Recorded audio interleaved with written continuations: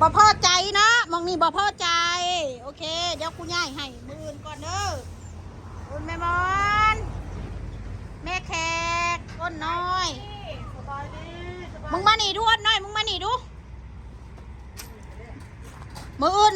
อะไรง่ายมันแล้วซะมืออื่นอะไรง่ายมามองเก่าเด้อเดี๋ยวกูตากแดดเองบ่เป็นยังของกูเอาผ้าปกเมียนตากแดดเองลูกค้ามากก็ตำตากแดดบ่เป็นยังบ่มีแดดได้เห็นอยู่ในคลิปก็มันมีแดดในคลิปจะบอกไม่มีแดดได้ยังไงเขาก็ว่าอยู่อยู่นี่แหละบ่ต้องบ่ง่ายโลดง่ายแล้วกูชิทายให้มันเบิ่งอีบูมันเว้านั่นเวลามันเขี่ยขี้เถ้าแล้วมันโพยมาใส่ของหมูแล้วมันเป็นอะไรบาดนี่ขี้พุ่นขี้เถ้าเต็มอยู่เวลาเขี่ยขี้เถ้าแล้วมันผัดมาได้หนิแนวนี้ก่อมันสิง่ายบ่แม่นว่าแย่งของน้องขายเดี๋ยวนี้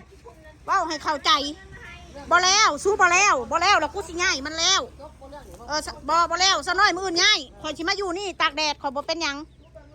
ถ้ามันแดดข่อยก็ห้ามข่อยไปตำอยู่ในห่มมันยากของข่อยมันง่ายเพราะว่ามันบ่ได้มีแนวฮ้อนมันบ่แล้วมันว่าข่อยหน้าด้านหน้ามึนมาทีหลังมาแย่งของอ้นน้อยสงสารอ้นน้อยอุดหนุนอ้นน้อยทุกวันจะได้ไม่ต้องออกมาขายจะได้นอนอยู่ในห้องแอร์เย็นๆเด้อเขาว่าสงสารแหละ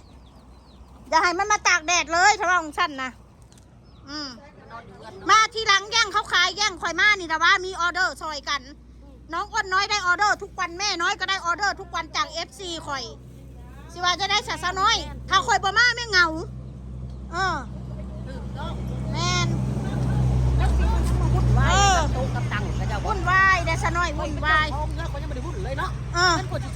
เดี๋ยวข่อยจะออกมานี่แหละข่อยจะซื้อผ้าเต็นท์มากางของข่อยเองมันยาก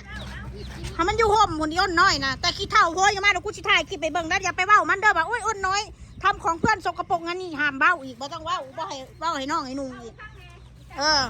เหตุผลน่ะลมมันมาทางนี้ขี้เถ้ามันอย่างนี้เข้าใจบ่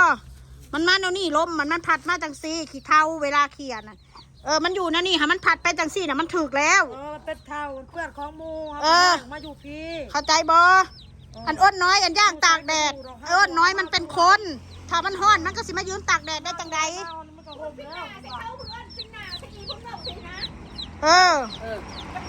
สงสารอ้นน้อยเรื่องอันหนึ่งจบเอาเรื่องอันหนึ่งจบเอาเรื่องอันหนึ่งมาสวยแล้วมันอยู่ในนี้มันก็ห่มแล้วอ้นน้อยมันออกมาบ่าย2มีมือนี่แหละออกมา11 โมงพร้อมข่อยมันเหมาะเลยอยู่นี่มันว่ามันมาจากง่ายแล้วมึงบ่ง่ายบ่อ้นกูใจมึงง่ายสิบ่แย่งของมึงย่านแต่กูร่ำกูรวยอยู่นี่แล้วพาสิง่ายเลยง่ายเอาเด้อฟังเอาเด้ออ้นน้อยสิง่ายหรือบ่ง่ายเบ้าเอาเลยอยู่นี่แล้วคุณง่ายอ้นน้อยพูดอะไรไม่ได้น้ำท่วมปากว่ะถ้าพูดไปเดี๋ยวอีกคกด่าเดี๋ยวมันด่าอีกว่าสันพูดอะไรไม่ได้มันเป็นน้องอ้นน้อยพูดอะไรไม่ได้น้ำท่วมปากว่าสันอีอ้นน้อยนะพูดบ่ได้กับข่อยมันจากเว้ายังข่อยมันก็ยังเว้ามันอะไรอะโกยเนาะกุละอุกกุละอังน้ำสุเดขนาดแมวไม่น้อยเรายังตากแดดเนี่ยเรายังบอกเข่าห่มนะเราเป็นยังเราคือบอกเข่าห่มนะเราเป็นยังเราบอกเข่าห่มก็มีนะอันโต๊ะน้อยอันหนึ่งเรายังเอาออกมาตากแดดเห็นยังนี่วุ่นวายซะน้อยวุ่นวายแห้งข่อยออกมาขายเครื่องน้ำซุปเจ้านี่มันวุ่นผู้เดียวมันบ่ได้ผู้เดียวได้มันร้อยมันเป็นร้อยมันวุ่นวายน้ำย่นน้อยเป็นหมู่อยู่เดี๋ยวนี้หน้าด้านสุดๆว่าสันเท่าน้อยข่อยหน้าด้านป้านั่นผู้เบาข่อยนะข่อยสมรรถอายใจแถคำเบาคำจาเขาคือข่อยนี่ป้าบ่มีมองไปแห้งอะไรเดียวนี่เขากูบ่ได้มาขายนี่เงียบได้ห้านนี่สิบอกให้ไปสนอันอยู่น้ำคำเบาของคนที่เขาสั่ง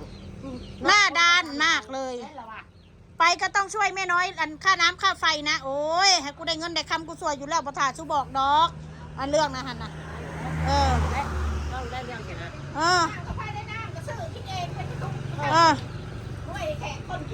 นี่แย่งอ้นน้อยสงสารมากเลยสงสารอ้นน้อยมากเลยจ้านี่อ้นน้อยน่าสงสารมากอ้นน้อยนี่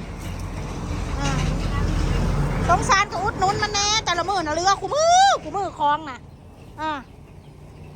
เว้นบัดจักเถื่อ พี่สั่งบัดหนักเว้าให้กันเนาะสู้รถสันหาตั้งอยากเหยียบกูไอรีอะหรอนี่เนาะกูก็งงกับสู้คือกันกูบอกไปอยู่ใช้รถสู้เราเป็นคนปั่นป่วนเราไม่อยากให้กูมีผีมีเนาะมีครอบมีครัวคือเป็นเรานี่เนาะจิตใจสู้เนาะอดน้อยมันกับจะเป็นอีหยังน้องกูนั่นกูก็อุดหนุนสู้ผู้ว่าได้อุดหนุนมันอยู่บ่กูน่ะมันบ่มีไผซื้อกูก็ซื้อสู้น้องกูก็ซื้อซอยมันยศนั่นกูซอยน้องกูน่ะดาวไปเบิ่งน้องผลึกพะโลแล้วสู้นี่กูไปเฮือนอีอดใหญ่สู้ก็ว่ากูไปแหกไปอยู่ไปกินของมันเหมือนยังทั้งที่กูก็ซื้อของกูก็ว่ากูนี่ไปแหกไหลมันหนีจากสันไหลกันสิ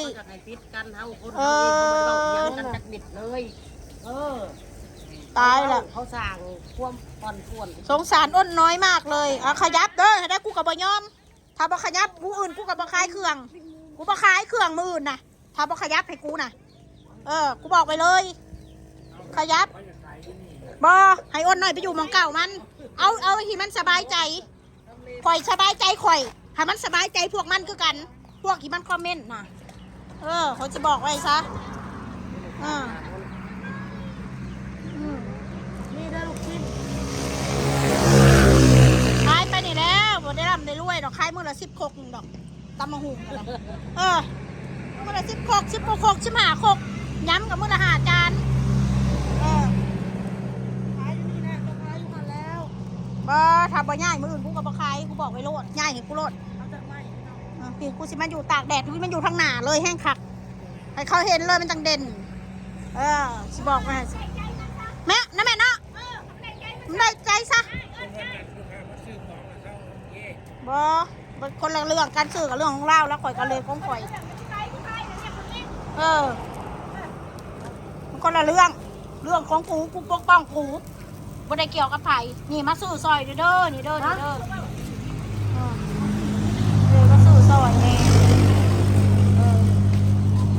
อะไร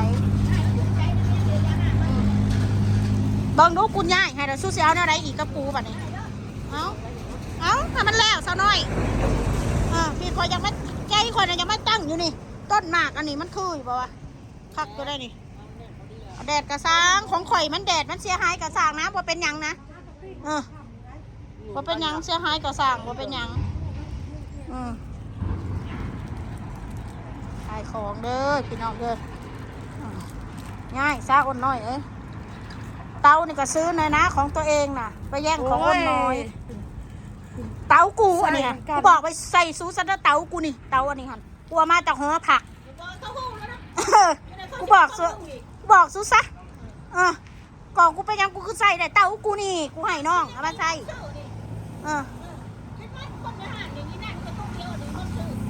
เบาเนาะกระใส่น้ำกันยังกันเนาะแต่ว่าใช้FCนี่นะมันจะมึงว่าใช้FCคุณฝากมาให้มันรับรู้ไงมันรับรู้กูจะรู้จักไหนนะน้ำกูซื้อมากินบัดเทือนบัดท่านนี่แหละเตากับเตากูทันสิว่าอะไรได้ไหมสู้สิว่ายังอีกกูไม่อยากว่าสู้ฟังได้ไหมเตากูมาแต่หอผักกูมาแต่บอกกูอยู่แรกๆกูนี่สู้สิว่ายังน้ำซื้ออยากกินเขาไม่น้อยก็ซื้อกินของเราอันใดเราขายเขาก็ซื้อมันบอกอันใดกินได้ก็กินคนอยู่น้ำกันนะชาวน้อยแมนบอกคนเขาอยู่น้ำกันอยากกินก็กินขึ้นโน่คอยก็ขึ้นคือกันขึ้นแม่มันเบิดมือนี่แหละอันใดกับบอดีอันใดกับบอคักเฮานะมันจับมือกันอยู่แล้วเอ้ยน้องเฮาบริพิษกันอยู่แล้วว่าพื้นคนคอมเมนต์นะมันเกินไปมันว่าเฮาเนี่ยเอาเปรียบน้องนุ่งนี่อ้นน้อยนี่พูดจาไม่ออกพูดไม่ได้น้ำท่วมปากง่ายให้สิง่ายมืออื่นเห็นแล้วก็ง่ายข่อยมาพี่ข่อยสิยับเอามาตากแดดเลยข่อยจะตากแดดให้มันเบิ่งมันสิเป็นอย่างของกูอันนั้นการคืนมันไปหินอ่อนไหนเพชรเฮาง่ายมาพี่เห็นต้นนี่ของเฮาหินอ่อนนายกให้อ้นน้อยของแม่น้อยกระซ้างอ้นน้อยเป็นคนจองก่อนอ้นน้อยเป็นคนออกมาก่อนก็ต้องให้อ้นน้อยเฮามันเป็นคนมาทีหลังไม่ใช่จะไปแย่งเขาแบบนั้นเขาเบาข่อยแย่ง พื้นที่ก็ไม่มีที่นั่งผัวก็ไปนั่งเอาจนหมด ทำได้ใจเขา มันได้ใจซาโต๊ะนี่กะแม่กลัวมาให้นี่ไอ้ายกลัวมาให้กูโต๊ะนี่ก็ได้ ดำมาเลย นะตากแดดนี่แหละอามานี่แล้วข่อยไปหาผ่ายางมาขังเอาเอง เป็นยังดอกเอามันถือใจชิมเจ้าเด้อเราเนี่ยก็จะไม่ใช้ของเขานะควรใช้ของตัวเองกูก็ว่าของกูแล้วกูก็เลยใส่อันนี้ก็ได้เดี๋ยวสิซื้อเอาใหม่ดอกว่าเป็นหยังเดี๋ยวกูซื้อเอาใหม่เตาก็ได้เดี๋ยวมื้ออื่นเนี่ยเรากูจะไปซื้อมาไว้ของกูโดยเฉพาะเตาแล้วก็ทานกูอีกกูจะมาใส่ของไทยกินของไทยกูก็สิจ่ายโลดกูบ่ติดหนี้ไผอีก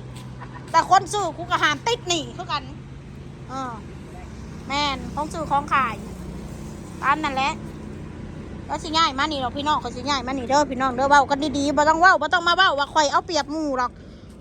เขาบ่ได้เอาเปรียบหมู่ข่อยมาอยู่นี่ทุกคนก็ได้ขายกันทุกมื้อออเดอร์มาจากข่อยผู้ละ400-500ผู้ละ1,000 2-3 มื้อมานี่เอาได้ไหมที่บ้านน่าได้ซะเดี๋ยวสิเว้าให้กันหลายเว้าให้กูกระดอกกระเดี่ยอะไรเถอะกูไม่ได้ร่ำได้รวยดอกอันกูขายกูก็เฮ็ดไปซื่อๆดอกไม่ได้กำไรเพราะผลึกดอกกระเบิ่งแต่กูตันแน่คนให้กำไรแทบบ่มีเลยกูขายของนะกูนะเฮ็ดไปเพราะได้ถ่ายคลิปจะน้อยมันก็บ่เข้าใจกูเว้าเองซะจังแรกมันกลัวเด้อกูขายของกูไม่ได้กำไรดอกกูสิบอกซะกูขายเอาแต่ทุนเอาลงทุนมันจะได้ค่อยขายของค่อยซื้อมื้อละ1,500เขาก็ได้มื้อละ1,500กับเบิดกำไรบ่ได้มีค่อยหมุนไปหมุนมาก็คือได้กินกำไรเฮาคือได้กินนั่นแหละของข่อยนะแม่นอันนั้นเบิดข่อยก็ซื้ออันนี้เบิดข่อยก็ซื้อมันก็เบิดมันเป็นเงินหมุนแม่นมันเหมือนสิมากำไรมื้อละ2-3,000 บาทดอกโก้ยไผมันสิมาซื้อเจ้าปานนั้น เขาซื้อเขาเรื่อยๆเนาะของเนาะ แม่น คือข่อยนั่นนี่ แต่มื้อนี้ก็ค้าสัญจรกับ2 ขกมื้อเนี่ยแค่นั้นแหละขายได้2 ขกนอกนั้นก็มีแต่ออเดอร์ FC เอาละทำนี่ละไปละเด้อ เฮ็ดอันนั้นยังไปให้อ้ายเด้อเอาเด้อไปเด้อเฮ็ดตรงนี้แล้วก็ได้เอาเด้อมือนะพ่อ โอเค อันนั้นบ่ สิเฮ็ดให้เดี๋ยวนี้ล่ะ เออ